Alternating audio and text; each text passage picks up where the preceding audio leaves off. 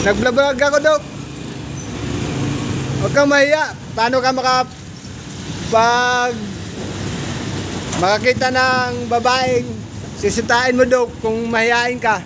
O, tingnan mo si Chef. Anong maganda ngayon na araw, Chef?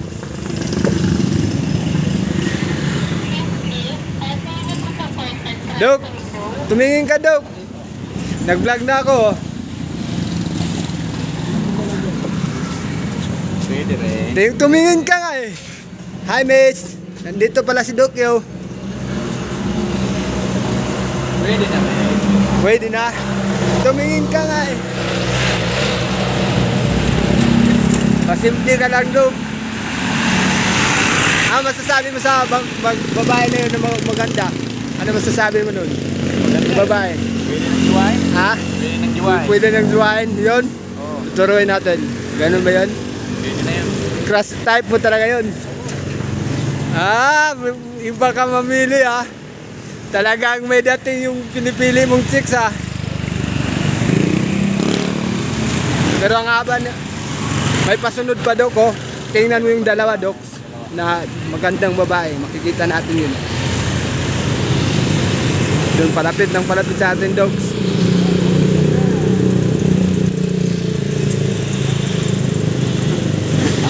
Wala ka bali-bali. Babae dalawa. Nagpa-vlog pala tayo dito sa kalsada eh.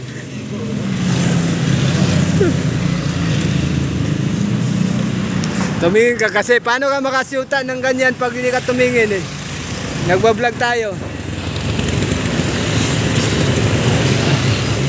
Pero mapauho mo yan, bilib na ako sa'yo pag napauho mo yan.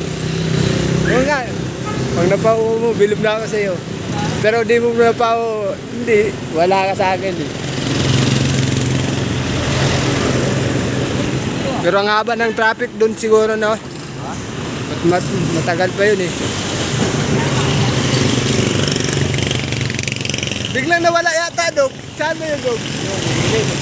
Ay, may binili? Ayun, bumiling tinapay? Sa ukay-ukay. Abusang law. May nagustuhan na si Dukyo sa dalawang babae ngayon eh. Sabi ko nga, crush down niya yung isa eh. Pag pumunta dun. Palapatan mo.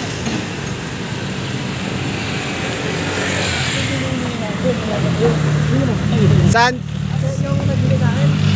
Dalaga yun? Usang alawat. Buti di ako pumunta dun eh. Wala, makakasimangot eh.